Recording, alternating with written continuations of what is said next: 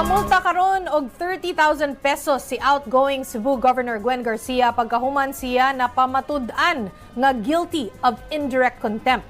Mubalita live si One News Cebu correspondent Dale Israel para makasabot ang kadaghanan unsa man di ay ni ang issue sa Ombudsman batok kang outgoing Governor Gwen Garcia nganong i-contempt of court man siya. Dale, unsa man pud ang tubag ni Governor Garcia ani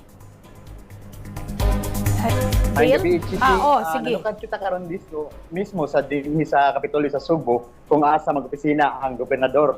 Kini-issue sa Ombudsman nagsugod ni kaniadtong nag-issue og suspension order kaniadtong April 29 tungod kuno sa pag-aprobar sa ugwari sa sapa sa mananga nga nakaguba ngadto sa environment. Apan matud ni Garcia gibuhat nila ang pag-desiltation sa sapa aron makaagas ang tubig padung sa Haklupan Dam tunga-tunga sa Kuwaw kaniadtong El Nino phenomenon sa 2024. Kining contempt nga gipahamtang kang Garcia tungod kuno sa wala pagpatuo sa suspension order kaya immediately executory kuno bisan pa man ligawas ang PRO kaniadtong May 15. Kunya ang suspension kay ligawas pag April 29 pa man, so walay nakatungod si Garcia magpuput gihapon sa posisyon gikan sa April 29 hangtod sa May 14. Mao na nga karon nga gipahamtangan si Garcia og 30,000 pesos nga penalty sa contempt of court, willfully and openly refused ang gibuhat ni Garcia kuno o defiance sa order sa Ombudsman. Anya chiki ang tubag ni Garcia una sa tanan giingon ni Governor Garcia nga wala may quarry nga nahitabo kay ang gihimo kay dissertation naman tungod sa huwaw nga gikinahanglan ang tubig sa mga syudad sa Metro Cebu tungod sa kakuwang sa tubig. Kinahanglan nga ang pagkalot sa Mananga River tungod para makaagas ang tubig padung sa Haklupan Dam sa Metro Cebu Water District. Kaduha, iyang gingon nga wala kunoy katungod ang Ombudsman nga mag-suspend sa panahon sa sulod sa 40 days padung sa eleksyon nga walay approval sa Commission on Elections. Kunya kaniadtong May 15 paggawas og PRO ang Court of Appeals nga nipabor ni Garcia para papugnan ang suspension order gikan sa Ombudsman. Matud ni Garcia, nakahibaw man kuno ang Ombudsman nga dunay PRO ug nahibuong siya ngano doon pa man siya sa Ombudsman unsa ka og kinsa ka kuno ang nakapaaghat sa Ombudsman bisan kaybaw na kining adunay PRO. Chiki?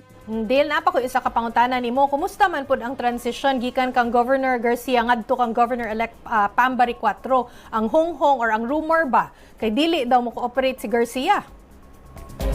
Sige, aduna na lang mga 15 kaadlaw o 14 kaadlaw na matapos ang termino ni outgoing Governor Gwen Garcia, umupuli na ang bagong gobernador nga si Pamela Baricuatro. Ang reklamo sa transition team ni Baricuatro kaniadtong June 3 kay dili kuno cooperative ang Garcia administration sa transition sa kini sa gikasagmuyo sa mga miyembro sa sakop ni Baricuatro. Apan matud pa sa DILG na dapat maghulat lang ang transition team sa Garcia administration kung kanusa mag-convene ang Garcia administration sa dili pa ang June 30. Lingon ng DILG nga sa June 17 expected man sa daw kuno na mag-submit ang mga department head sa Kapitolyo og mga state of local government reports kada opisina og nasubay kini sa timeline sa transition. Ang kampon ni Garcia niingon nga dili lang kuno magdali og puli ang Baricuatro administration tungod kay sa Hunyo or sa June 30 pa kini makapuli. Apan matud sa transition team nga wala sila nadawat nga reply sa letter nga ilang gipadala sa opisina ni Governor Gwen Garcia. Ato ang atngan nga na chiki karong pohon kung unsay padulngan aning transition sa Garcia padung sa Baricuatro diri sa probinsya sa Cebu. Chiki? Daghan kayong salamat sa imong report ug happy weekend kanimo Dale Israel sa One News Cebu.